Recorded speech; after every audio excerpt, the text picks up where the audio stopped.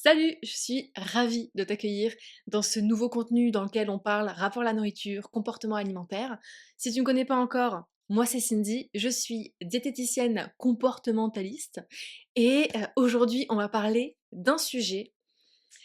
Je crois, à chaque fois j'ai l'impression de dire ça, mais je crois que c'est THE sujet, le truc qui pose le plus question à chaque fois, un truc que j'ai vécu, que quasiment la totalité de mes patients vivent et que toi t'as dû sûrement vivre aussi. Peut-être que t'es en plein dedans aujourd'hui, peut-être que cette vidéo tombe à pic.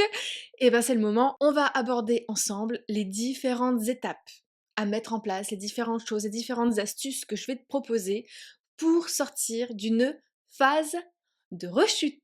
Déjà, qu'est-ce que c'est qu'une phase de rechute? En tout cas, qu'est-ce que moi j'appelle phase de rechute dans le travail que je fais avec mes patients? C'est ce moment dans ta vie où t'essayais de mettre en place de nouvelles habitudes. Bon, là, on va nous se focus sur ce qui nous intéresse, hein, c'est le rapport à la nourriture, le comportement alimentaire, mais c'est valable aussi pour toutes les nouvelles habitudes que tu souhaites mettre en place dans ton quotidien. Et que tu galères ou pas, c'est plus ou moins facile, peu importe, à les mettre en place. Et arrive le moment où, du jour au lendemain, tu n'arrives plus à mettre aucune de ces habitudes. Voire pire, il se peut même que tu zappes totalement ces nouvelles habitudes. En mode, elles n'ont jamais existé, tu n'as jamais cherché à les mettre en place.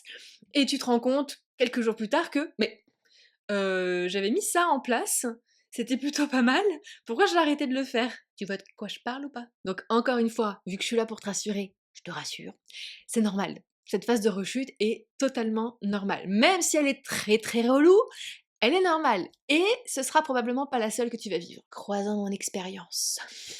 Le problème, c'est que quand on est dans cette phase de rechute, on part souvent dans du foutu pour foutu. Tu sais, un peu comme dans les régimes où quand on se dit ah putain c'est bon j'ai foiré mon régime, j'ai mangé une crêpe en plus, mon Kinder Bueno que j'étais pas censée manger, tant que j'y suis, allons-y les amis, ouvrons les vannes. Et ben pour les habitudes c'est la même chose, quand tu arrêtes de mettre en place une habitude, tu te dis que de toute façon t'es nul, que t'y arriveras pas, et que tant qu'à faire, eh ben autant remettre toutes les anciennes habitudes en place. Je grossis un peu le trait, mais c'est quand même un peu ça, hein. Donc quand ça nous arrive, parce que oui, moi ça m'arrive à la première, c'est super pratique quand on est dans un suivi avec une personne spécialisée, mais cette personne, elle est pas H24 avec nous. Donc finalement, c'est bien quand on a la séance de prévue très prochainement, sauf que quand il y a pas de séance de prévenue, soit parce qu'il y a les vacances ou autre, ben là ça devient un peu plus compliqué parce qu'on se retrouve tout seul. Et l'autre chose aussi, c'est que même si on est dans un suivi, on va peut-être pas forcément oser en parler à la personne en face de nous. Si c'est ton cas, il vaut mieux en parler, comme ça au moins t'es sûr de pouvoir être aidé par une personne extérieure. Profite de ta bouée de sauvetage! Mais bon, du coup quand on se retrouve seul face à cette fameuse phase de rechute, là, ça devient compliqué de savoir comment on en sort. Et donc voici tout l'intérêt de cette vidéo, à enregistrer dans tes favoris, parce que je pense que tu seras bien contente de l'avoir d'ici quelques semaines ou quelques mois. Parce que c'est réellement un sujet que j'aborde assez régulièrement avec mes patients, que ce soit dans les accompagnements privés ou au sein de Sérénité. Même si dans Sérénité, pour le coup, il y a vraiment une partie dédiée où, avant de commencer, avant, là c'est dans le module 0 où je parle justement de ces petites choses-là, où je mets en place déjà ce petit cadre pour anticiper justement les rechutes à venir. D'ailleurs, si tu n'es toujours pas membre du programme Sérénité, il est important, je pense pour toi, de savoir que actuellement le programme est à moins 20% jusqu'à demain 17 h, et c'est la dernière fois que je fais une promo officielle concernant ce programme. Donc, si jamais ça t'intéresse d'avoir un programme avec toutes les stratégies, les clés en main pour pouvoir faire la paix avec la nourriture et réguler ton comportement alimentaire tout en étant soutenu par Mimi et puis par la team Sérénité, donc les autres membres qui sont derrière dans la communauté privée, c'est le moment ou jamais, si jamais tu veux économiser un petit peu de sous. Donc, la première étape déjà, c'est de comprendre d'où elle sort, cette phase de rechute. Pourquoi on a eu une phase de rechute? Il y a potentiellement deux raisons. Je vais dire la première qui arrive le plus souvent, mais en fait, je crois vraiment que on est sur du kiff-kiff là, hein. Donc on va dire la première, ça va être tout ce qui est imprévus et émotionnels. Moi, j'appelle ça les bouleversements émotionnels. C'est toutes ces situations qui sont potentiellement émotionnellement intenses pour toi, que tu vas pouvoir vivre tout au cours de l'année. Donc ça peut être n'importe quoi comme bouleversement émotionnel. Parfois on vit des situations où on se dit mais je comprends pas, il y a rien de bouleversant là. Mais en fait, ça bouleverse ton quotidien d'un point de vue émotionnel, donc forcément, ça va avoir un impact sur les habitudes que tu vas mettre en place. Par exemple, partir en vacances, revenir de vacances, changer de poste au travail, ça peut être l'arrivée d'un nouvel enfant, ça va être potentiellement une dispute, ça va être un décès dans la famille, enfin tous ces événements, un déménagement. Récemment, tu vois, j'ai des patientes qui ont déménagé et donc en ce moment, nous sommes dans une phase de rechute pour pas mal d'entre elles justement. Et ce qui fait que ce bouleversement nous fait partir dans une phase de rechute, c'est que le cerveau, je pense que j'en ai sûrement déjà parlé dans la vidéo d'avant, mais dans le doute, je préfère le redire là au cas où t'aurais pas vu la vidéo d'avant. Le cerveau, il va avoir besoin de mettre en place des automatismes pour économiser de l'énergie. Parce que ça lui demande une énergie de ouf de penser à chaque micro-action que tu vas devoir mettre en place pour faire le truc que tu veux faire. Tu vois, par exemple, si on se dit le matin tu te lèves, tu veux te faire un café, si tu n'as pas une habitude en place, tu vas devoir conscientiser toutes les micro-étapes en mode j'ouvre le placard, je regarde, je choisis ma tasse, je prends ma tasse, je retourne la tasse, je ferme le placard, je pose ma tasse dans la machine à café, j'ouvre la machine à café, je mets la capsule. Je vais peut-être pas aller jusqu'au bout, je pense que tu comprends où je veux en venir. Si, dès le matin, tu dois être focus sur toutes ces étapes et mettre toute ton énergie là-dessus, derrière ton cerveau, il va cramer. En tout cas, il va cramer toute son énergie. Et donc, tu vas être HS. Donc, lui, ce qu'il a besoin, c'est de mettre en place des automatismes. Donc, il va faire des raccourcis en faisant des petites connexions neuronales. Il fait des petits raccourcis, ce qui fait que quand tu vas penser «Oh, j'ai envie d'un café», ton cerveau, il va directement faire le lien avec la machine à café. Et en fait, tout ce qui va se passer entre, tu vas pas forcément avoir besoin de mettre de la conscience parce que ça va être des mouvements, en fait, des actions automatiques. Et c'est ce qu'on cherche à faire quand on essaye de mettre en place de nouvelles habitudes, notamment ce on cherche à faire avec les nouvelles habitudes en lien avec le rapport à la nourriture et le comportement alimentaire. Sauf que quand il y a un bouleversement comme ça, émotionnel, qu'il soit intense ou pas intense, mais un bouleversement dans ton quotidien, ça demande à ton cerveau de mettre plus d'énergie là-dessus. Donc l'énergie qu'il mettait sur les nouvelles habitudes que tu tentais d'instaurer, il va récupérer cette énergie pour la foutre ailleurs, sur un truc qui lui semble beaucoup plus prioritaire. Donc forcément, dans ces cas de figure, tu auras moins d'énergie, voire plus du tout d'énergie, pour mettre en place ces nouvelles habitudes. C'est comme ça qu'on est dans une phase de rechute, et après qu'on part dans le foutu pour foutu. La deuxième cause de cette phase de rechute, ça va être certains blocages qu'on va avoir de par des peurs. Des peurs conscientes, inconscientes, souvent c'est des peurs inconscientes qui nous bloquent, qui font que on a du mal à mettre en place peut-être la prochaine habitude, et puis à force de galérer et d'être bloqué, bah on en vient à partir une fois de plus dans du foutu pour foutu. Aujourd'hui, on va essentiellement parler de la partie manque d'énergie, parce que je pense que la peur inconsciente qui bloque pour passer à l'action mérite une vidéo à elle toute seule. Mais bon, tu l'auras compris, la première étape, déjà, c'est de comprendre quelle est la cause responsable de cette phase de rechute. Est-ce que c'est le manque d'énergie? Est-ce que c'est une peur inconsciente? Pour te donner une idée, je pense, personnellement, que ma dernière phase de rechute, dont tu dois sûrement être au courant parce que j'en ai parlé là dans les dernières vidéos, je pense que ça a commencé réellement par un manque d'énergie qui a été suivi par la suite par la peur inconsciente, qui finalement est devenue consciente, hein.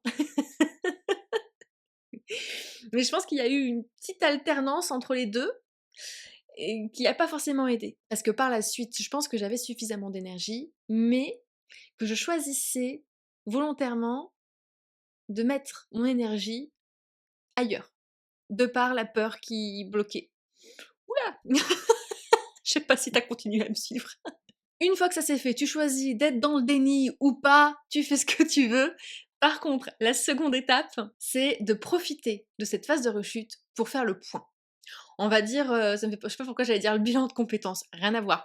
Pour faire un petit bilan, pour savoir un petit peu quels sont tes acquis et qu'est-ce que tu dois approfondir. Qu'est-ce que j'entends par là? Tes acquis, ça va être toutes les habitudes que tu as mis en place dans le passé et qui, dans cette phase de rechute, n'ont pas bougé d'un iota. Ce qu'il y a à approfondir après cette phase de rechute, ça va être, tu t'en doutes, toutes les habitudes qui se sont cassées la figure ou qui ont eu tendance à être tirées vers le bas. Parce que ça va te permettre de voir, une fois que tu vas sortir de cette phase de rechute, sur quoi est-ce que tu vas réellement devoir peaufiner et travailler parce que ça n'a pas été ancré comme une nouvelle habitude, et qu'est-ce qui finalement a été acquis et qui est pour toi maintenant beaucoup plus naturel. Dis-toi que chaque petit pas compte. Comme le dit le célèbre Fabien Olicard, un vaut mieux que zéro. Quand tu vas atteindre le sommet d'une montagne, tu vas pas te dire bah je vais me téléporter sur le sommet de la montagne. Ce serait pratique, de ouf. Mais c'est pas possible, en tout cas pas pour le moment. Donc tu n'as pas le choix que de prendre un moyen de transport, et généralement c'est tes jambes, pour pouvoir faire pas après pas l'ascension de cette montagne. Et même si en grimpant sur cette montagne, tu finis par te casser la gueule, par te tordre la cheville, ou par être freiné par le vent, tu continues de monter. Si tu regardes derrière toi, tu verras que tu as parcouru du chemin. Tu vois, t'es pas retourné totalement en arrière. Peut-être que tu vas faire des pas en arrière parce que bah, tu vas glisser, donc forcément tu vas devoir te rattraper. Mais t'as quand même parcouru du chemin. Faut pas que tu oublies ça. Au lieu de voir le verre à moitié vide dans ce genre de situation, vois-le à moitié plein. L'autre étape, une fois que t'as pris conscience de tout ça, ça va être bah, de te remettre sur les rails, de reprendre les rênes en main. Il faut te focus essentiellement sur un truc. Même si, admettons, tu avais mis 5 nouvelles habitudes en place qui avaient plutôt bien roulé, et là, ces 5 nouvelles habitudes qui n'ont pas été du coup ancrées, elles sont reparties, elles se sont cassées la figure, ne cherche pas à remettre les 5 nouvelles habitudes. C'est ce que je disais dans la vidéo juste avant, ne mets pas en place toutes tes nouvelles habitudes d'un coup, OK? Prends le temps de trop focus. C'est chiant, je sais, c'est frustrant, c'est chiant, mais ça fait partie du processus. Tu remets en place tes habitudes une par une jusqu'à ce que tu sois à l'aise, exactement comme quand tu as commencé en fait à mettre tes habitudes une par une. Et tu verras que plus ça va aller, plus tu vas vivre des phases de rechute, et moins les anciennes habitudes, tu vois, vont avoir besoin d'être peaufinées et travaillées, et tu vas les acquérir de plus en plus, et du coup tu vas continuer à avancer sur ton petit bout de chemin pendant que tu vas gravir cette montagne. Je pense que c'est important de comprendre, et ça c'est ma thérapeute qui m'en a parlé, que tout est cyclique. Ouais, il va y avoir des hauts, il va y avoir des bas. Ça peut être dans une journée, ça peut être dans un mois, dans une semaine, dans une année. Il y a des hauts, il y a des bas. Donc le tout, c'est de pouvoir réussir à se dire, à accepter en fait que bah, il y a des moments de bas, il y a des moments de haut. Et quand il y a des moments de haut, bah c'est cool parce que on est dans un bon mood, dans une bonne énergie, on a vachement de motivation et tout, donc on peut bien avancer dans ce genre de période. Et des fois, on a des moments de bas.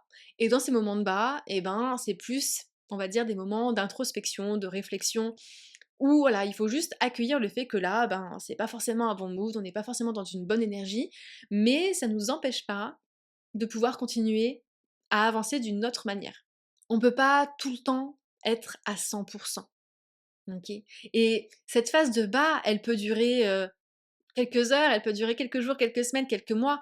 Moi, personnellement, cette phase de rechute, moi, elle a quand même duré 3 ans, tu vois? Donc c'est pour te dire que peu importe la durée de cette phase de rechute, c'est important de l'accepter, de pas t'en vouloir surtout, et juste, de te mettre les cartes en main pour pouvoir en sortir à un moment donné. Tu vois, moi, je viens d'en sortir parce que je pense que j'ai enfin réussi à dépasser ma peur qui bloquait, et donc j'ai fait en sorte après ça de mettre mon énergie là où je le souhaitais.